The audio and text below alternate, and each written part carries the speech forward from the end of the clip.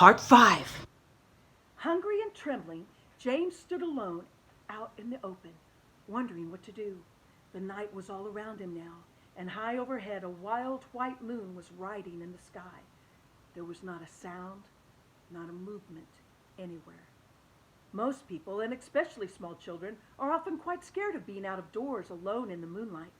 Everything is so deadly quiet, and the shadows are so long and black, and they keep turning into strange shapes that seem to move as you look at them, and the slightest little snap of a twig makes you jump. James felt exactly like that now. He stared straight ahead with his large, frightened eyes, hardly daring to breathe. Not far away in the middle of the garden, he could see the giant peach towering over everything else.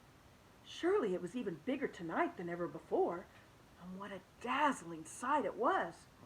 The moonlight was shining and glinting on its great curving sides, turning them crystal and silver.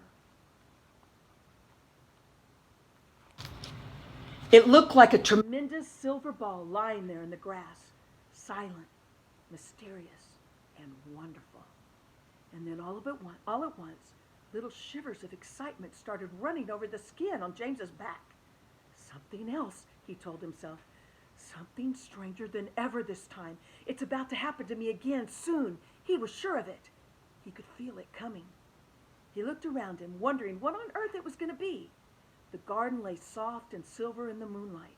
The grass was wet with dew, and a million dewdrops were sparkling and twinkling like diamonds around his feet. And now suddenly, the whole place, the whole garden, seemed to be alive with magic. Almost without knowing what he was doing, as though drawn by some powerful magnet, James Henry Trotter started walking slowly towards the giant peach. He climbed over the fence that surrounded it, and he stood directly beneath it. Staring up at the great bulging sides, he put out a hand and he touched it gently with the tip of a finger. It felt soft and warm and slightly furry, like the skin of a baby mouse. He moved a step closer and rubbed the cheek silently against the soft skin. Rubbed his cheek lightly across the soft skin. And then suddenly, while he was doing this, he happened to notice that right beside him and below him, close to the ground, there was a hole in the side of the peach. Chapter 10. It was quite a large hole, the sort of thing an animal about the size of a fox might have made. James knelt down in front of it and poked his head and shoulders inside. He crawled in.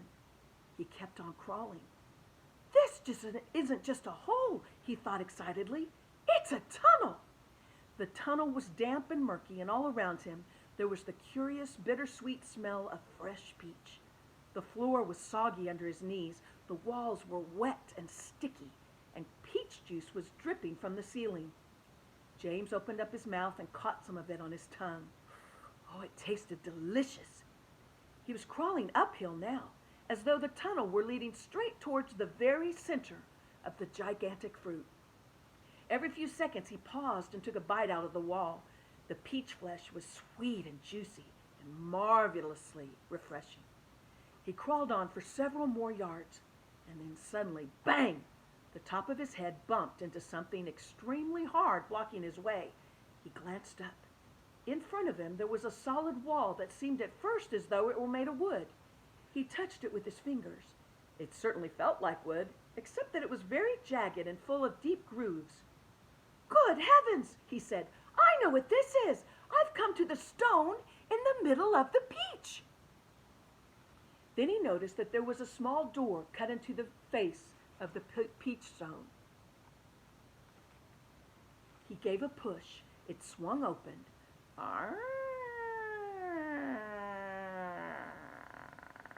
He crawled through it, and before he had time to glance up and see where he was, he heard a voice saying, "Oh, look who's here!" and another one saying, "We've been waiting for you." James stopped and stared at the speakers. His face was white with horror. He started to stand up, but his knees were shaking so much he had to sit down again on the floor. He glanced behind him, thinking he would bolt back into the tunnel that way he'd come, but the doorway had disappeared. There was now only a solid brown wall behind him. Chapter 11. James's large, frightened eyes traveled slowly around the room. The creatures, some sitting on chairs, others reclining on a sofa, were all watching him intently. Creatures? Or were they insects? An insect is usually something rather small, is it not? A grasshopper, for example, is an insect. So what would you call it if you saw a grasshopper as large as a dog? As large as a large dog. You could hardly call that an insect, could you? There was an old green grasshopper as large as a large dog sitting on a stool directly across the room from James now. And next to the old green grasshopper, there was an enormous spider. And next to the spider, there was a giant ladybug with 9 black spots on her scarlet shell. Each of these 3 were squatting upon a magnificent chair. On a sofa nearby, reclining comfortably in curled up positions, there was a centipede and an earthworm.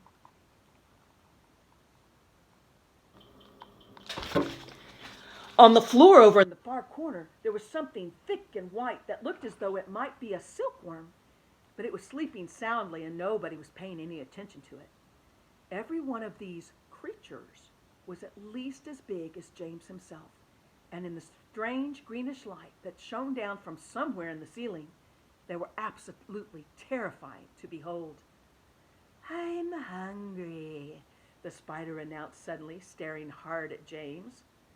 "I am famished," the old green grasshopper said. "So am I," the ladybug cried. The centipede sat up a little straighter on the sofa. "Everyone's famished. We need food." 4 pairs of round, black, glassy eyes were all fixed upon James. The centipede made a wriggling movement with his body as though he were about to glide off the sofa, but he didn't.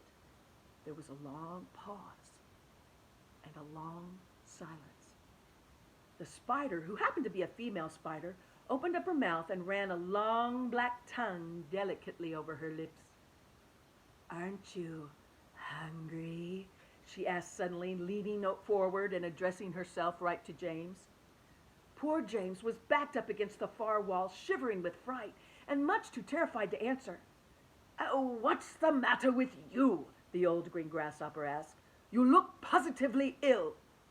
"He looks as though he's going to faint any second," the centipede said. "Oh, my goodness, the poor thing," Ladybug cried. "I do believe he thinks it's him that we're going to want to eat." There was a roar of laughter from all sides.